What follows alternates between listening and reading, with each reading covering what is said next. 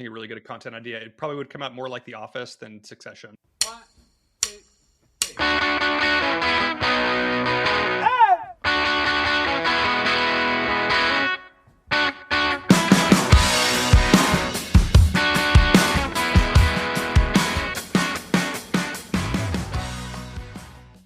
Coming up, Ariel Patton is back on the podcast talking about succession planning in farming. The Modern Acre podcast is presented by American Ag Credit. American Ag Credit is a proud member of the Farm Credit System, which was created more than 100 years ago with the sole purpose of serving the financial needs of farmers and ranchers. From small farms to the largest agribusiness enterprises, American Ag Credit understands agriculture and how to structure customized financial solutions. Just like many of the guests we have on the pod, American Ag Credit recognizes that the evolution of agriculture is inevitable and exciting. Their goal is to be at the forefront of this evolution, partnering with producers to grow their future in ways they haven't imagined yet. To learn more about American Ag Credit and to receive exclusive access to reports from Terrain, a research and insight service of American Ag Credit, visit agloan.com/terrain or check the link in our show notes. Guys, thanks for tuning in. We really appreciate you listening. If you haven't already, be sure to check out Ariel's newsletter, Topsoil. It breaks down frameworks in agriculture to better understand farming and agriculture. We break each edition down with her on this podcast, and this week it's all about succession planning and thinking about the next generation in agriculture. Before we jump in with Ariel, another newsletter, the Modern Acre newsletter, has a new edition coming out live today. Jack Richardson writes the Modern Acre newsletter on strategy in food and agriculture. This one is on the produce section, which is endlessly fascinating. So guys, give some support to two of our favorite people, Ariel and Jack, both doing awesome newsletters. Jack's newsletter comes out live today, and this podcast is breaking down Ariel's latest edition about succession planning. So a lot of fun stuff going on. You guys are going to love this conversation with Ariel. Let's jump in. Ariel, we've missed you. We're so happy to have you back on the podcast. Welcome back. How have things been for you? We've missed a few of your editions, so you can maybe talk a little bit about the editions that we've missed so people can go read those, and then what we're going to talk about today. Thanks so much, Tyler. It is great to be back with you guys. Had my hands full the past couple months as a new mom. So that has been definitely a really amazing experience so far. But yeah, so I wrote a couple, one on the USDA 2022 census that came out in February. So yeah, feel free to check that out. I pulled out probably about 7 different stats that you don't typically see with a lot of that coverage. And then I partnered with my friend Fernando Palares to cover Brazil and that ag market, which was just so fascinating to dig into. So definitely check those out. And it is great to be back. Yeah, super excited to chat about your recent topic about kind of farms in transition, where I think farms are a little bit unique, where you have a farmer that's stewarding land as a aspect of their business, where it's not the traditional small business that there's a market for small market private equity that's going to take these businesses over. There's this whole land component, which makes it really complex. So maybe talk to us a little bit about the overview of the edition. Yeah. So this past month, I focused this edition on succession planning. And I had the opportunity to interview a woman named Lauren Renchie, who was just an awesome resource. She is a 6th-generation farmer in Iowa. Her family farms corn, soybeans, wheat, and she also has worked with thousands of different farms across different jobs. So she just really understood this from a lot of different angles, and similar to you guys, really had a lot of firsthand experience. So that interview plus a lot of research, it was great to understand succession planning a little bit deeper.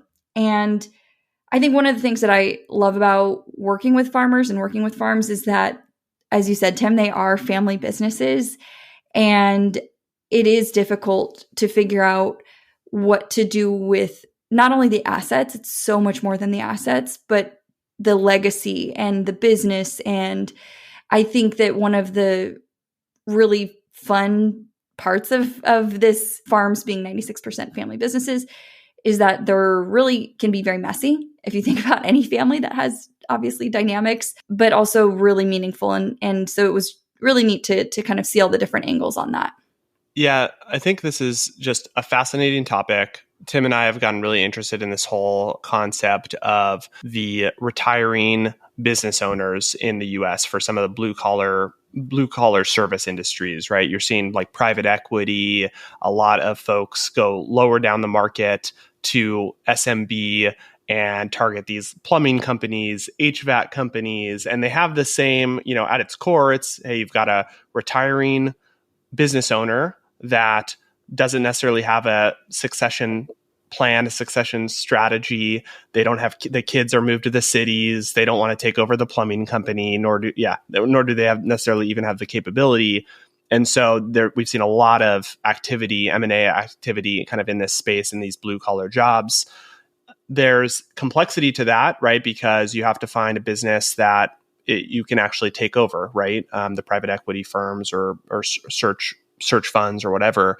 In ag is, I think, a whole nother layer of complexity because you have the land component, you have this equipment component that you mentioned. Talk to us about how ag and farming is kind of unique when it comes to figuring all these pieces out. It's really funny that you say, it is that this whole transition is happening. And I think as, across the US, as the, boomer generation is getting to that retirement age, I think this is a broader conversation. You guys shared, I think, maybe a few months ago, something where you said a big farm business is still a small business relatively. And I think another flip side of that is a small farm is still a big estate if you're thinking about an individual and their assets. And so I think there's this messiness where it's a big estate for an individual. It's still somewhat of a small business. And there's this really big emotional component. Like you think about if you were a small business owner, making bagels or whatever, and you built up a business and you're at retirement age and you sold it for, millions of dollars, most people would say you're a wild success, right? But I think that in ag, because there's this really multi-generational legacy component that is very beautiful, but it also creates so much pressure. And I imagine that's, pressure that you guys feel as well for your own operation. It's funny, like everyone always asks, like, is your dad going to retire? When's your dad going to retire? I'm like, I don't think he's ever going to retire. Like he's a farmer. He loves what he does, and he has really no intentions of kind of like stepping down. I think that's true for a lot of farmers. You talk about it in the addition, but like there's a whole aspect of farming that's like not even about financial gain, where it's just like it's a lifestyle. It's something that they truly love. There's this legacy component to it. So I think that's one of the challenges within agriculture, where it's businesses that are so personal to the owner, where it's very hard to like come up with that plan. And that's kind of what we talk about with the census, and farmers that are aging out is just a really challenging component of it, given that complexity. You hear farmers talk about being fourth generation or fifth generation. Like you don't really hear that in like the trades of like I'm a second generation electrician. Like there's not that kind of like legacy component to other industries. Totally. And one of the surveys I was looking at, it was a 2012 survey out of Purdue on intergenerational family business, and 78% of the farms surveyed said that non-financial interests were a higher priority than financial interests when they think about their farm as a business. So that emphasis on not just profitability, it's probably profitability and is really, really big here.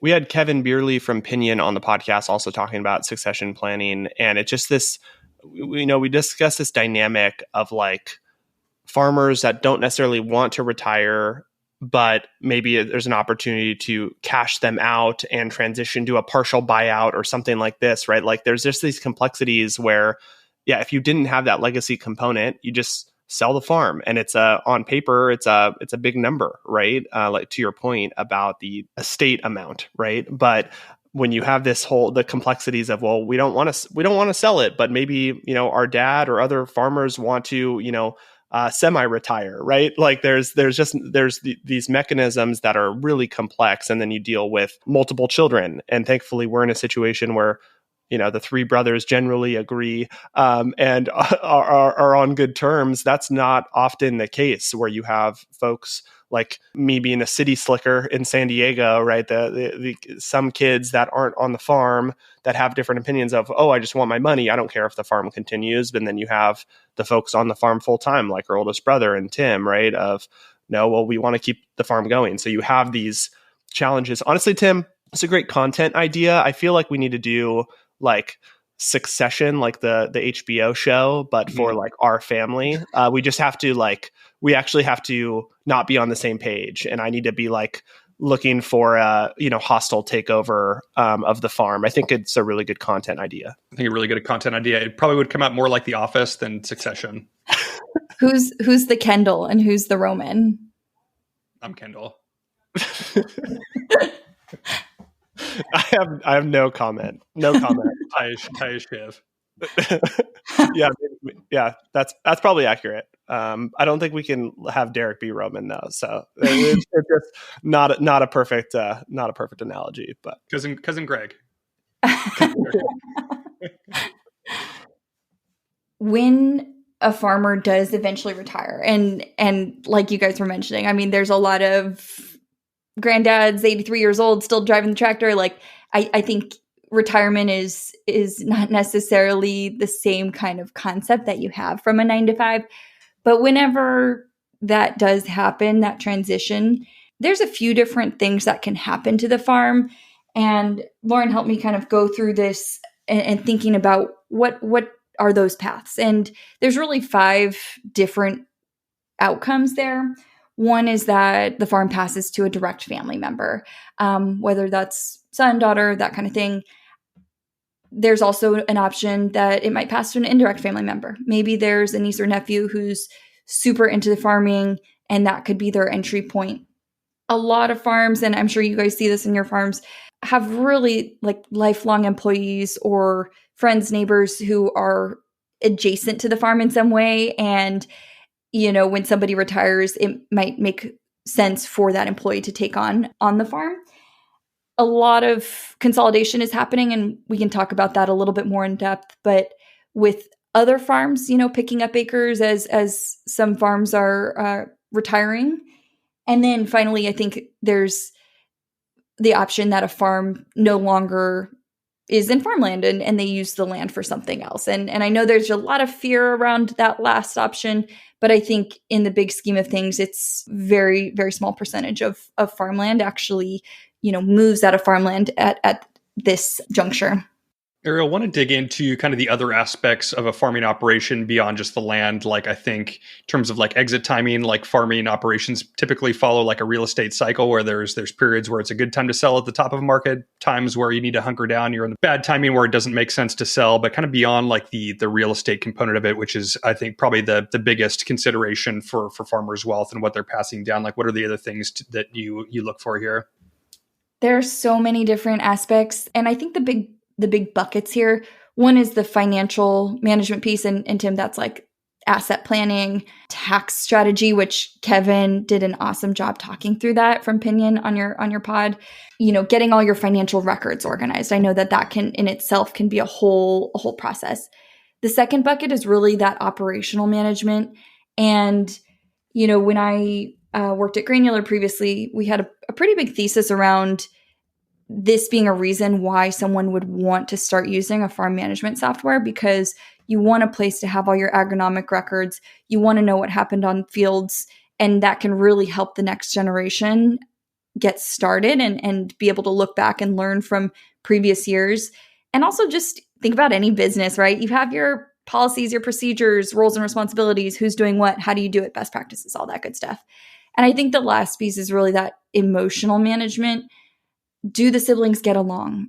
How are disputes going to be resolved? What is the North Star and the vision for this farm? What legacy do the farmers that are retiring want to leave? And so I think there's all of that. That's really, really important stuff, but oftentimes gets kind of pushed to the side and you don't hear about it as much because the land is such a big part of the portfolio. It's over 80% on most farms' balance sheets. Talk us through this concept of equal versus equitable. So Lauren had a really great way of explaining this. And I just thought it was so interesting because if you're thinking, you just grab someone off the street and you say, hey, you have 2 kids, how would you divide up your assets? Most people would be like, equal. I love my children equally. I want them to all have equal things. And I think that intention makes a ton of sense.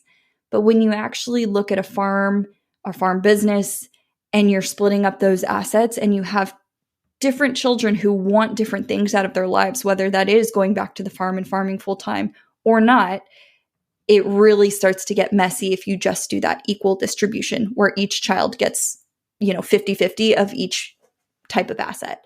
So thinking about an example, like imagine you're a retiring farmer, you've got land, buildings, equipment, cash, some inventory on hand. If you split that equally, each kid gets 50-50. Say you have 2 kids, one kid wants to farm, she's ready to move back or has already started working on the farm. Your other child does not. In an equal situation, that is, not a recipe for sibling harmony. I think you guys can imagine this with your own siblings of if every time you need to spend cash to buy necessary equipment for the farm, or somebody owns some land and they lease it out to somebody else, or because they can get a better deal, or, there's so many different situations that it just creates a lot of points for tension. And a better option, and not only theoretically better, but the University of Wisconsin did a study and it showed that most farms that do distribute equally they're not successful to pass on to the next generation. So, the data show that. And a better option might be an equitable distribution. So, which requires communication, it requires having a plan. But you can imagine that, maybe the child who doesn't want to farm, they just want their freedom. They take the cash, smaller portfolio of land, and they don't have any of the operational assets. They have more freedom. Maybe their dollar amount is a little smaller, but they don't have to, do anything with the farm. And your child who does want to farm gets all of the equipment, buildings, inventory, the operational assets and some of the land so that she could go about running her business without being, hindered or have to ask for permission for every single thing. So it's a way of distributing those assets that requires a lot of intentionality, but has a much higher likelihood of success. Yeah, I think that's the right approach. Like if you have an off-farm sibling that's not interested in the farm, like giving them half the tractors doesn't make a lot of sense because what would they do with them? They would just go liquidate them, and that would detract from the actual farming operations. So I think that makes a lot of sense. Tim, are you trying to cut me out? Dude, you don't need any tractors down in San Diego. You're trying to set me up right now. You don't have the room for it. I do not agree, Tyler. Okay, Ty, we're going to cut you a small check. It's going to be a lower number, but you're going to have total freedom. Dad? Oh man. All right, so let's bring this home after talking about Tim cutting me out of the estate plan. Death and taxes. Yeah. Death and taxes, the only 2 things guaranteed in life. Those are really why this is important now. Obviously, as soon as people understood private property and had laws around it, inheritance has been a thing. However, today, this is becoming a really big topic for a few reasons. So one, the average age of the farmer, I know that stat, we're all kind of exhausted by it, 58 years old.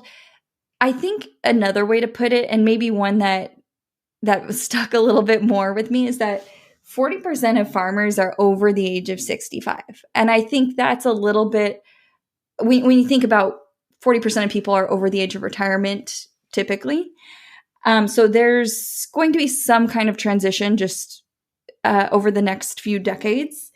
And then I think the other piece here is that, and Kevin did a really great job explaining this, there is some changes to the estate tax exemption that's coming up in 2026. And so I went through an example, and I am not a tax advisor, so definitely talk to your accountant. Do not take this as financial advice. But I went through an example using the current tax rates. And if you have an estate of 13 million or less, you do not pay estate tax when you die. That number, that exemption number, is going to go down in 2026, roughly till about half. And so 13 million, that sounds like a big number. But if you really think about this other trend of land prices are at all-time highs, it's really a lot of farms will be impacted by this. And when we look at, 20% of farms, only 20% of farms actually have an estate plan or a succession plan written down, you can imagine the turmoil that this might cause. So, just to throw some numbers around, if you're in a 1,000-acre farm in Iowa, which that's not massive. I know in California that might be big, but that's not that massive by Midwestern standards. Let's say the average price of an acre of land, $10K. So you've got, $10 million of land. Let's say that's 80% of your portfolio. Total assets are $12.5 million. If you died today, your heirs would not pay taxes. But, say you die January 2nd, 2026, your tax bill would be over $2 million. And that's a big difference, and that is a lot that your heirs would have to deal with and figure out how to foot that tax bill. So I think there's a lot of urgency here for farms to begin thinking about it, to begin working with advisors who can really help. There are strategies. It's not an inevitability, and it's definitely a kick in the pants, I think, for many farms to begin putting plans together.